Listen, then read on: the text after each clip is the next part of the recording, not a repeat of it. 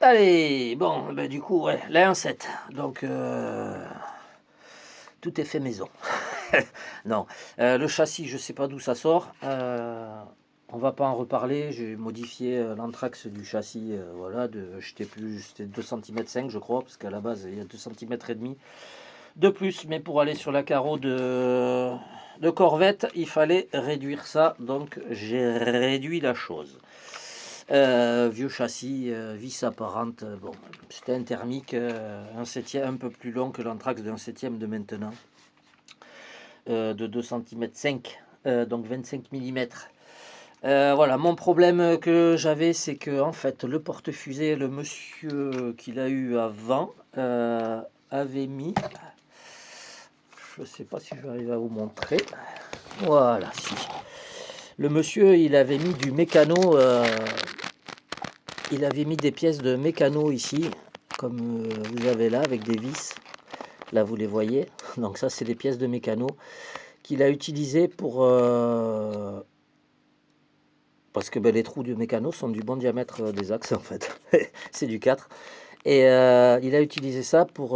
parce que les pattes, il y a une patte qui a... Une patte de cellule qui tient les axes. Mais ici en bas, de l'autre côté, elle a pété. C'est où? C'est par ici. Là, voilà. La patte, elle a pété. Voilà. Ah ben voilà, c'est mieux là. La patte là qui tient le triangle, vous avez l'axe qui rentre et qui tient le triangle, elle a pété. Donc ben moi ce que j'ai fait avec donc une baguette à souder de 4, j'ai fait sauter donc avec ça, baguette à souder à l'arc avec ça. J'ai fait sauter la fourrure qu'il y a dessus. Bon, puis je l'ai poncé pour revenir à la ferraille quoi. Et après je l'ai plié en U. Et je l'ai plié en U pour au final remplacer les axes de triangle qui sont ici. Qui d'ailleurs la solution était pas mal puisque c'était vissé par l'avant.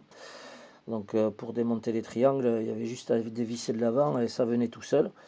Mais bon, acier est très mou et voilà, je pense que d'ailleurs c'est pour ça que la patte de cellule a pété. Sachant que moi là la voiture elle est qu'en propulsion, donc c'est tout vide, il n'y a pas de diff, il n'y a rien du tout. Je voulais une vraie propulsion, quitte à avoir une Corvette, autant en faire une vraie propulsion. Donc c'est une vraie propulsion. Et, et puis du coup, j'ai cherché ce que je fais. Je voulais refaire un support sous la cellule, couper et venir visser la cellule sur le support en aluminium. Après, je me suis dit, attends, tu te prends trop la tête, ça va faire gros et lourd, ça aurait remonté la... Enfin, ça aurait pas été génial au final comme solution. Donc ce que j'ai fait, j'ai juste gardé, j'ai gardé les pièces plastiques de base. J'ai juste fabriqué donc deux plaques en métal comme ça perforées. Donc c'est pas celle-là parce que j'ai pris du plus léger et en plus cela je m'étais chié sur les anthrax. Donc du coup j'ai fait deux plaques comme ça. J'en ai mis une ici et une devant. Comme ça vous avez les axes qui rentrent sur les côtés, fixés juste dans la cellule par le centre pour pas que ça monte et que ça descende. Et au final, donc j'ai plié la baguette de soudure en U et que je l'ai rentré par l'avant. J'ai fait un filetage de l'autre côté, donc de chaque côté. Hein. Du coup, j'ai fileté les axes, en gros, j'ai fileté les axes au bout ici, qui sont, tic tic tic, on les voit pas, ils sont cachés.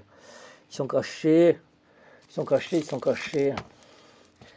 Ah si, on les voit là. Donc voilà, il y a un écrou ici, un écrou de l'autre côté. Donc la pièce en U se rentre par l'avant comme ça, comme une fourche, et il n'y a plus qu'à serrer. Voilà, alors forcément, pour enlever un triangle, il faudra démonter tout, mais de toute façon, ces pièces-là, je ne les trouve plus, donc le jour où c'est cassé, après c'est mort, on pourra réutiliser le châssis pour autre chose et trouver un autre train avant à mettre dessus, plus récent peut-être.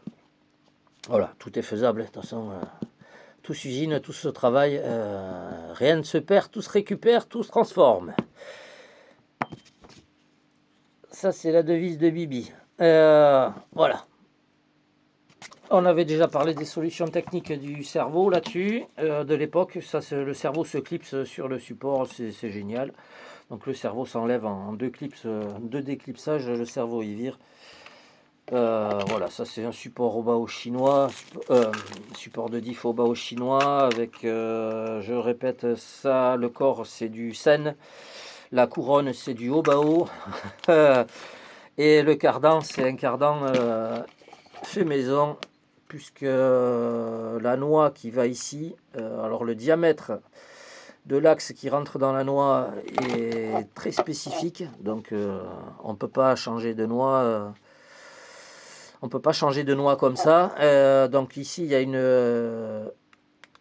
tête de cardan avec une rotule de 5 ou 6, je crois. Et ici, voilà, si là c'est du 6, là c'est du 5. Donc j'ai dû changer. Voilà, j'ai coupé un cardan, le cardan d'origine qui allait avec ce train. Je l'ai coupé en deux. Et j'ai ressoudé le cardan, un autre cardan que j'ai coupé, voilà, vous avez compris, et je me le suis mis pile à la longueur qu'il me fallait, tout en me laissant un petit peu de jeu. Voilà, il n'a peut-être pas assez de jeu, mais bon, ça fait le taf. Là c'est une pistarde, le but c'est pas d'aller taper, mais il y a assez de jeu pour que quand ça chauffe et que ça se dilate, ça force pas, donc tout va bien. Voilà, elle est finie. Il faudra juste que je modifie mon support carrosserie. Mais bon, pour le roulage, ça fonctionne très bien. Mais je modifierai ça. Je voulais pas faire trop de trous dans la carrosserie, donc je modifierai ça après. En tout cas, elle est prête. Voilà. Du coup, qu'est-ce que j'avais mis? Ah oui, ça c'est le combo du DF7. Donc c'est le 1600 kV. Je pense que c'est du Hobby-Wing. C'est le 4274 1600 kV avec le variateur donc Hobby-Wing 150 je sais plus quoi, 150 ampères, donc 6S. Voilà, donc elle roule en 6. Je l'ai pas essayé en 4, il faudrait que j'essaye en 4. Mais je veux pas trop la forcer. C'était vraiment pour dire que j'avais une propulsion, une vraie américaine en propulsion. Donc c'est fait, ça fonctionne bien, elle roule bien. Et voilà, j'avais juste problème de direction à la base. Mais ça c'est réglé. Ah oui, du coup j'ai dû inverser, vu que j'ai fait mon système en bas, j'ai dû inverser la. L'avantage c'est que voilà, c'est une barre.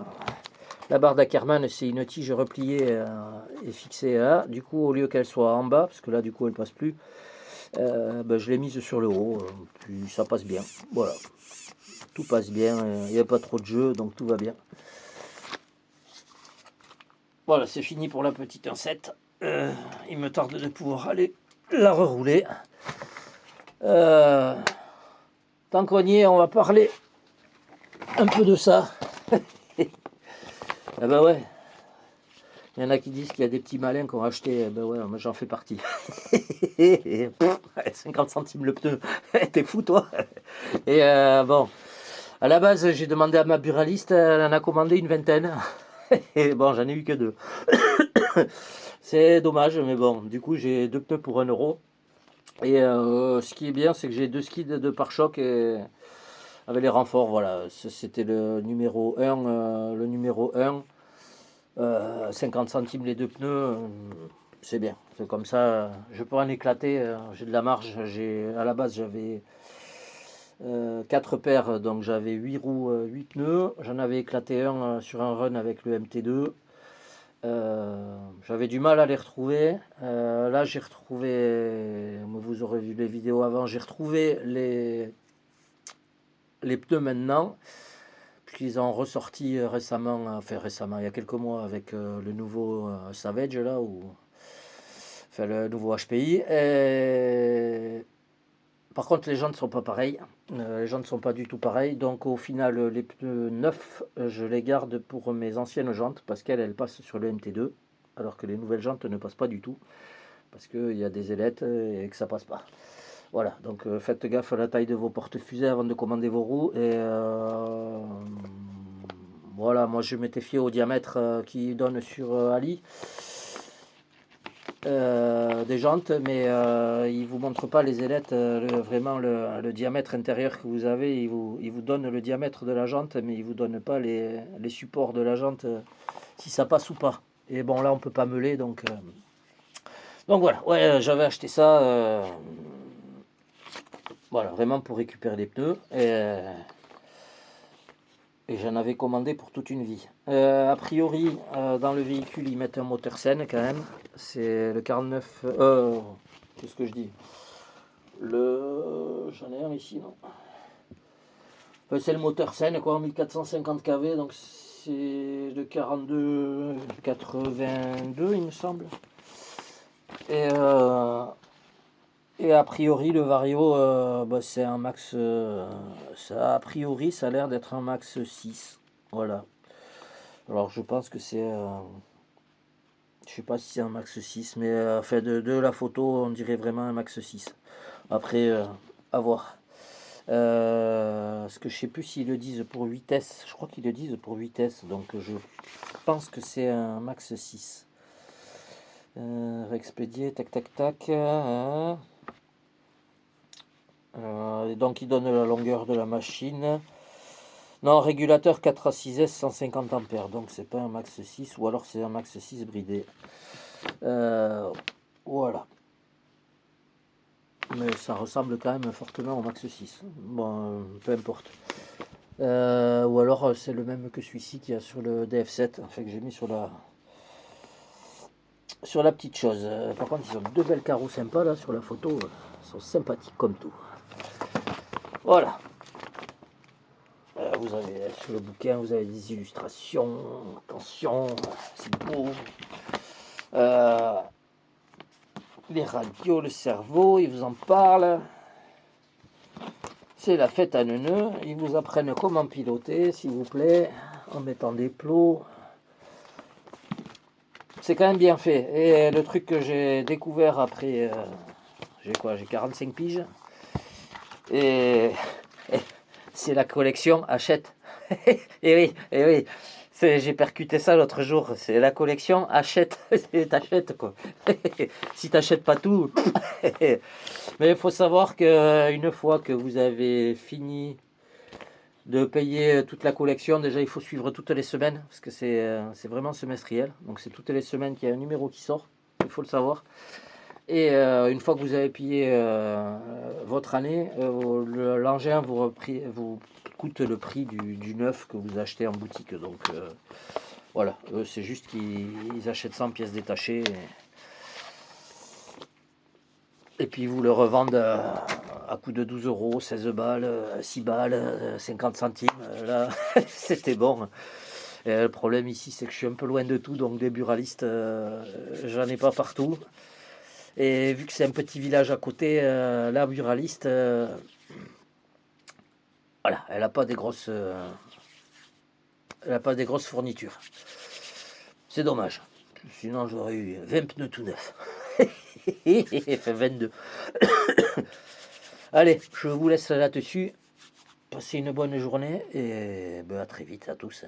Et éclatez-vous, c'est l'essentiel. Surtout éclatez-vous.